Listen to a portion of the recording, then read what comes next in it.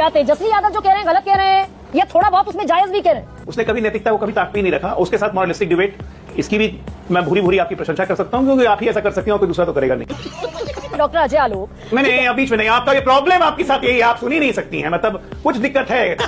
20 second बोला नहीं कि चलिए दिक्कत आइडेंटिफाई कीजिए ना डॉक्टर है आप, तो डॉक्टर आप सुनिए ना, आप सुनिए। मैं कंक्लूड करता हूं, फिर बवाल करेंगे। मैं मान लेती हूँ आपकी बात, और फिर भी आप कहेंगे दिक्कत मुझ में। 10 सेकंड, बस 15 सेकंड, बस 15 सेकंड में कंक्लूड करूंगा, फिर हमारा बवाल करते रहेंगे। जो नियुक्ति पर सवाल उठा रहे हैं वो उठा रहे हैं जो आज तक 9वीं फेल हैं।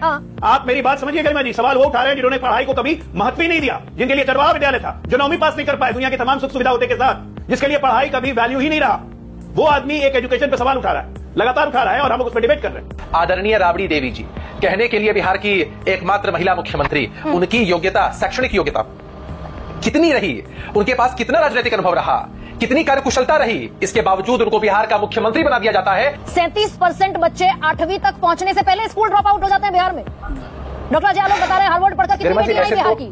मुझे लगता है गरिमा जी कि मैंने बहुत बखूबी आपके सवाल का जवाब दिया है, और ये आपका मन भी जानता होगा, इसीलिए आपने उस पर काउंटर क्वेश्चन नहीं किया और आपने आज का टॉपिक ही बदल दिया।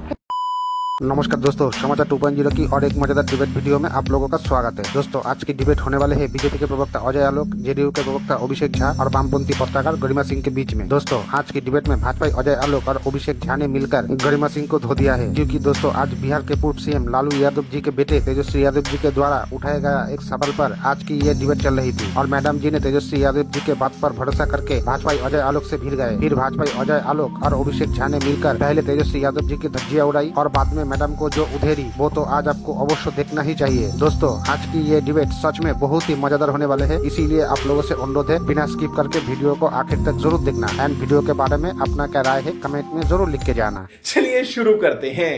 डॉक्टर अजय आलोक, ये सारी चुन चुन कर रेवड़ियां अपनों को बांट दी गई क्या? तेजस्वी यादव जो कह रहे हैं गलत कह रहे हैं या थोड़ा बहुत उसमें जायज भी कह रहे हैं? आइए देखते हैं, मजा आएगा। गरिमा जी आपका डिबेट बड़ा मॉरल इशू पे, आपने कहा भी नैतिकता कहाँ गई इस सरकार की, क्या वही सब होते हुए दिख रहा है? मॉरलिस्टिक डिबेट है। बस मॉरलिस्टिक डिबेट के एक पहलू में यह है कि एक सरकार जो 20वां साल अपना कार्यकाल पूरा करके 3 महीने के बाद चुनाव में जाएगी, तराजू के एक पलड़े पे एक वो एक सरकार है, दूसरे पलड़े पे एक ऐसा परिवार है जिसने पिछले 30 वर्षों की अपनी राजनीति में, 35 वर्षों की राजनीति में, जब से लालू जी का उदय हुआ, जनता दल को तो बने हुए, आरजेडी को बने हुए मात्र 27-28 साल हुए हैं। उसने कभी नैतिकता को कभी ताक पे ही नहीं रखा। उसके साथ मॉरलिस्टिक डिबेट, इसकी भी मैं भूरी भूरी आपकी प्रशंसा कर सकता हूं, क्योंकि आप ही ऐसा कर सकती हो, कोई दूसरा तो करेगा नहीं। ये तर्क, इस तर्क को आप ही तर्क संगत बना सकती थी। देखिए 2-3 बातें बहुत साफ है। हम यहाँ एक कोalition सरकार चला रहे हैं, मुख्यमंत्री जी नीतीश कुमार है। ये आयोग कोई कॉन्स्टिट्यूशनल बॉडीज नहीं है। जिस दिन मुख्यमंत्री इस्तीफा देंगे, नई सरकार का गठन होगा, ये आयोग स्वतः समाप्त हो जाएंगे। तो इस पूरे आयोग की अवधि है मात्र 3 से 3.5 महीने, मतलब 22 नवंबर आज की तारीख से लेके। लेकिन इन 3.5 महीने में भी अगर डॉक्टर अजय आलोक, मैंने अब बीच में नहीं, आपका ये प्रॉब्लम आपके साथ यही है, आप सुन ही नहीं सकती हैं, मतलब कुछ दिक्कत है। 20 सेकंड बोला नहीं कि चलिए दिक्कत आइडेंटिफाई कीजिए ना, डॉक्टर है आप, तो डॉक्टर अजय आलोक आप तो डॉक्टर हैं, मैं प्रॉब्लम पे आ रहा हूँ, नहीं कर क्या रहा हूँ मैं, अरे तो डॉक्टर होने के नाते आगे भी हूँ, आइडेंटिफाई कर लीजिए, कहिए ना अपना अपनी बात, सुनिए ना, प्रॉब्लम आइडेंटिफाई कर रहा हूँ, उसी पे मैं उसी पे जा रहा हूँ। ये जो सबसे पहला शब्द आया जवाई क्लब, ये जानती है कहां से आया? हम और आप डिबेट करते थे झारखंड चुनाव, याद है आपको? उस वक्त होता था कि जवाई गांव बसाए जा रहे हैं, जवाई गांव बसाए जा रहे हैं, रोहिंग्या की शादी आदिवासियों से, वहां से ये जवाई गांव से जवाई क्लब आया। जवाई क्लब को फिर मॉडिफाई किया गया, क्योंकि लगा था अरे तो झारखंड पे बैकफायर कर जाएगा, तो उसको मॉडिफाई करके कर दिया गया दामाद क्लब, कि दामाद आयोग भी बना दीजिए। जवाई और दामाद में अंतर क्या हुआ भाई? रामविलास पासवान के जवाई हो गए अरुण भारती, तो चिराग पासवान के स्वाभाविक के जीजा हुए, दोनों अलग अलग हुए क्या? तो ये मॉडिफिकेशन का खेल है। क्यों मॉडिफिकेशन? क्योंकि ये बैकफायर करेगा झारखंड पे, जवाई गांव पे, पहली बात। दूसरी बात, एक मुख्यमंत्री के तौर पे नीतीश कुमार एक कोalition सरकार चला रहे हैं। तमाम घटक दलों की तरफ से था कि भाई आयोग के पद खाली हैं, भरिए, और सब आयोगों को, सब घटक दलों को उनकी क्षमता के हिसाब से बताया गया कि आपको ये पद दिया गया है, आपको जिसका नाम भेजना है भेज दीजिए। ठीक है। चिराग पासवान ने अपने जीजा जी का नाम भेजा, जीतन राम मांझी जी ने अपने दामाद का नाम भेजा, मृणाल पासवान का नाम बीजेपी ने भेजा, जेडीयू ने अपने कोटे से किसी को भेजा, मुख्यमंत्री जी ने सम्मिलित कर दिया। बवाल मचाने की क्या जरूरत है भाई? नहीं, बवाल इस पर होना नहीं, बवाल तो डॉक्टर अजय आलोक जिस संगठन को आप नहीं, अब सुनिए ना, अब सुनिए, मैं कंक्लूड करता हूं, फिर बवाल करेंगे। मैं फिर मान लेती हूँ आपकी बात, और फिर भी आप कहेंगे दिक्कत मुझ में, पर खैर 10 सेकंड, बस 15 सेकंड, बस 15 सेकंड में कंक्लूड करूंगा, फिर हमारा बवाल करते रहेंगे। देखिए, बिहार को देखने की आदत हो गई थी ससुराल राज। स से साधु, सु से सुभाष, रा से रबड़ी, लौ से लालू। सुभाष राज और साला आयोग। साला आयोग ही तय करता था। अरे जितने आयोग अभी बने हैं ना, उसमें आधे आयोग तो थे ही नहीं लालू राज में। न सवर्ण आयोग था, न अति पिछड़ा आयोग था, कुछ नहीं था। इसकी चिंता ही नहीं करती थी, क्योंकि एग्जिस्ट ही नहीं करते थे। ये तो नीतीश राज में आने के बाद ये सब आयोग बने। तो जब साला आयोग चलाने की आदत हो और ससुराल के शासन को करने की आदत हो, तो माननीय तेजू बाबा को अपने पिताजी से पूछ लेना चाहिए, पापा क्या ये सवाल जायज है बिहार की जनता की नजरों में? क्योंकि उनको तो पता नहीं होगा उस वक्त कि ससुराल के शासन किसको कहते थे, असाला उद्योग किसको कहते थे। सुबोध जी बैठे हुए हैं, मेरे जूनियर है स्कूल में, बहुत अच्छी तरह जानते थे, हम लोग यही चर्चा करते थे स्कूल में। तो इसीलिए सुबोध जी भी जानते हैं, मैं भी जानता हूं। अभिषेक तो 10 साल छोटे हो, तब भी थोड़ा बहुत याद होगा। चलिए, अब ये वो जो 20 साल पहले, वो जो 20 साल पहले 15 साल का शासन था, यानी कि तकरीबन हम 30-35 साल पुरानी बात तो कर गए। अब सर ये बताइए डॉक्टर अजय आलोक, ये आरएसएस का भी कोई कोटा नहीं, सुनिए ना, क्यों नहीं जाएंगे? एकदम कहिए भाई, दम ठोक कर कहिए, डंके की चोट पर कहिए। पर आरएसएस का भी क्या राजनीतिक जमात में राजनीतिक पदों पर कोटा है? ये भी डॉक्टर अजय आलोक आज दम ठोक कर कह दीजिए कि आरएसएस का भी कोटा चलता है, जिसके तहत सायन कुणाल को बाकायदा पद नियुक्ति दी गई। आपके मंत्री कह रहे हैं आरएसएस का कोटा है, उससे हुआ। अच्छा, अब मैं जवाब देता हूं। हाँ, राष्ट्रीय स्वयंसेवक संघ किसी भी सरकार में किसी तरह का कोई हस्तक्षेप नहीं करता है। तो अशोक चौधरी झूठ बोल रहे हैं फिर? अशोक चौधरी जी गलत कह रहे हैं। अच्छा। एक लाइन की बात है। हाँ। और आपको लगता है कि आरएसएस का कोटा नीतीश कुमार जी मानेंगे? हाँ। आरएसएस का कोटा नीतीश कुमार जी मानेंगे? नीतीश कुमार की कद का और पद का इतना मतलब नहीं करना चाहिए। मैं I am thankful to you doctor Ajay Alok. Ashok Chaudhary जो बिहार सरकार में मंत्री हैं, वो गलत बोल रहे हैं, इसका मतलब ये आपने ऑन एयर कह दिया। ये दूसरा बयान पर जवाब दे दीजिए फिर। बिल्कुल गलत कह रहे हैं। ठीक है, अशोक चौधरी गलत कह रहे हैं, अभी अभिषेक झा बैठे हुए हैं। दूसरा बयान भी उनका आया है, क्योंकि जेडीयू के राष्ट्रीय कार्यकारी अध्यक्ष संजय झा की 2 बेटियों की नियुक्ति एक दिन हो गई, विधि मंत्रालय के हस्तक्षेप के बगैर नहीं हो सकती थी।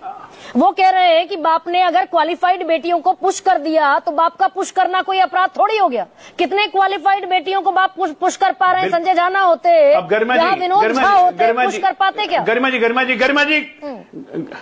नहीं, गरिमा जी आप बिल्कुल सही करिए, लेकिन बात बेटियों की थोड़ी संवेदना के साथ होनी चाहिए। इन बेटियों के बारे में थोड़ा मैं व्याख्या कर दूं। हमारे यहाँ एक नॉर्म है, नियम नहीं है कि 7 साल का एक्सपीरियंस होना चाहिए, उसके बाद आप सुप्रीम कोर्ट के लिए एम्पैनलमेंट हो सकते हैं। ये एक नॉर्म है, ये नियम नहीं है, it is not a rule.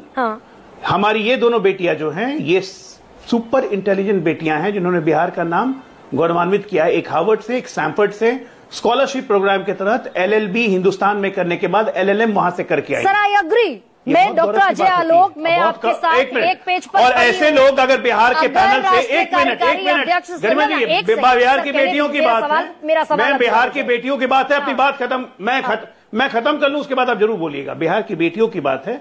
बहुत कम बिहार की लड़कियां इतना पढ़ पाती हैं, आगे निकल पाती हैं कि वो जाके स्टैनफोर्ड और हार्वर्ड से LLM करके लौटे। और ये बिहार के लिए गर्व की बात है कि बहुत कम बेटियों के पिता किसी पार्टी के जो सरकार में हो 20 साल से, उस पार्टी के राष्ट्रीय कार्यकारी अध्यक्ष होते हैं क्या? और बहुत कम बेटियों के पिताओं की हैसियत ये होती है कि वो विधि मंत्रालय में बाकायदा पुश कर सके अपनी बेटियों को। इसका क्या मतलब? उनकी मेरिट को हम लोग कॉम्प्रोमाइज कर दें? इसका मतलब उनके मेरिट को हम लोग कॉम्प्रोमाइज कर दें जस्ट बिकॉज कि उनके पिता किसी पार्टी के कार्यकारी राष्ट्रीय अध्यक्ष हैं और एक राज्यसभा सांसद हैं, इसलिए उसकी मेरिट को जगह नहीं मिले? और नहीं, क्योंकि वो पुश भी कर रहे हैं भाई इस नियुक्ति को। चाहती है डॉक्टर अजय आलोक भाई, जो नियुक्ति पर सवाल उठा रहे हैं वो उठा रहे हैं जो आज तक 9वीं फेल हैं। आप मेरी बात समझिए गरिमा जी, सवाल वो उठा रहे हैं जिन्होंने पढ़ाई को कभी महत्व ही नहीं दिया, जिनके लिए चरवाहा विद्यालय था, जो 9वीं पास नहीं कर पाए दुनिया की तमाम सुख सुविधा होते के साथ, जिसके लिए पढ़ाई कभी वैल्यू ही नहीं रहा। वो आदमी एक एजुकेशन पे सवाल उठा रहा है, लगातार उठा रहा है, और हम लोग उस पर डिबेट कर रहे हैं। सही पकड़े हैं। नहीं, मेरी आवाज आप तक पहुंच रही है गरिमा जी? ऑडिबल। आपने अच्छा प्रश्न मुझसे किया कि क्या अंतर है लालू राज और नीतीश जी के शासन में। चलिए, हाय तौबा मच रहा है और बहुत बेहतर तरीके से हमारे बड़े भाई अजय आलोक जी ने आपको बताया, मैं उन बातों को रिपीट नहीं करूंगा कि आदरणीय संजय झा जी की जो बेटियां हैं उनकी क्या एजुकेशनल क्वालिफिकेशंस है, या जिनके विषय में अभी आप महिला आयोग की सदस्य बनने पर सवाल उठा रही उनकी क्या एजुकेशनल क्वालिफिकेशंस है, AA है, PhD और एक व्यापक अनुभव है। गरिमा जी, आप भी एक महिला है और मैं एक ही बात आपसे कहना चाहता हूं कि 21वीं सदी में हम जी रहे हैं और यहां किसी भी महिला की पहचान उनके पति या पिता के नाम से सिर्फ नहीं है, उनकी योग्यता, उनके टैलेंट, उनकी कार्यकुशलता के दम पर भी होती है। जितने भी लोगों का मनोनयन हुआ है उन सब की आप कार्य क्षमता को चेक कर सकती है। और रुक जाइए, आपने कहा कि क्या अंतर रह गया, मैं आपको अंतर बहुत बेहतर तरीके से बताता हूं। अंतर यह है कि किस तरह से लालू प्रसाद यादव जी के दबाव के चलते बेटियां MBBS की नौकरी की डिग्री पा लेती हैं, काम नहीं कर पाती हैं। लालू जी के प्रभाव के चलते बेटे पढ़ नहीं पाते, क्रिकेट खेलने जाते हैं, वहां फेल हो जाते हैं, उसके बाद बिहार में मंत्री तक बन जाते हैं। उनकी बेटियों को चुनाव लड़ने का मौका मिलता है, राज्यसभा में सांसद, लोकसभा में सांसद बन जाती हैं। और बहुत सम्मान के साथ मैं कहना चाहता हूं, चूंकि आपने डिबेट इस टॉपिक पर ऑर्गेनाइज किया है, आदरणीय राबड़ी देवी जी कहने के लिए बिहार की एकमात्र महिला मुख्यमंत्री, उनकी योग्यता, शैक्षणिक योग्यता कितनी रही, उनके पास कितना राजनीतिक अनुभव रहा, कितनी कार्यकुशलता रही, इसके बावजूद उनको बिहार का मुख्यमंत्री बना दिया जाता है। नहीं तो ये जिम्मेदारी तो आप पर थी अभिषेक। लोग थे जो रुक जाइए, एक सेकंड, गरिमा जी, 20 साल की सरकार के ऊपर जिम्मेदारी मैंने आपको अंतर बता दिया। नहीं, मैं अंतर एक और आपके सामने रख देती हूँ और बड़े सम्मान के साथ। मैं जानती हूँ आप मेरा बहुत सम्मान करते हैं। अब अभिषेक, ये 20 साल की सरकार में जिम्मेदारी किसकी थी? सरकार की जिम्मेदारी थी। 37% बच्चे 8वीं तक पहुंचने से पहले स्कूल ड्रॉप आउट हो जाते हैं बिहार में। डॉक्टर अजय आलोक बता रहे हैं हार्वर्ड पढ़कर कितनी बेटियां आई बिहार की। 37% तो लड़की नहीं पढ़ रहे। मुझे लगता है गरिमा जी, 8वीं से ड्रॉप आउट है। गरिमा जी, मुझे लगता है, हाँ, मुझे लगता है गरिमा जी कि मैंने बहुत बखूबी आपके सवाल का जवाब दिया है और ये आपका मन भी जानता होगा, इसीलिए आपने उस पर काउंटर क्वेश्चन नहीं किया और आपने आज का टॉपिक ही बदल दिया।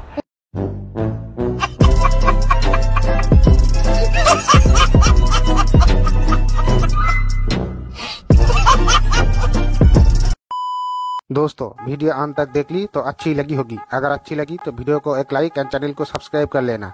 एंड वीडियो के बारे में अपना क्या राय है कमेंट में जरूर लिख के जाना। वीडियो आखिर तक देखने के लिए आपको बहुत बहुत धन्यवाद। चलिए मिलते हैं अगली वीडियो में, तब तक के लिए जय हिंद, जय भारत, जय सिया राम।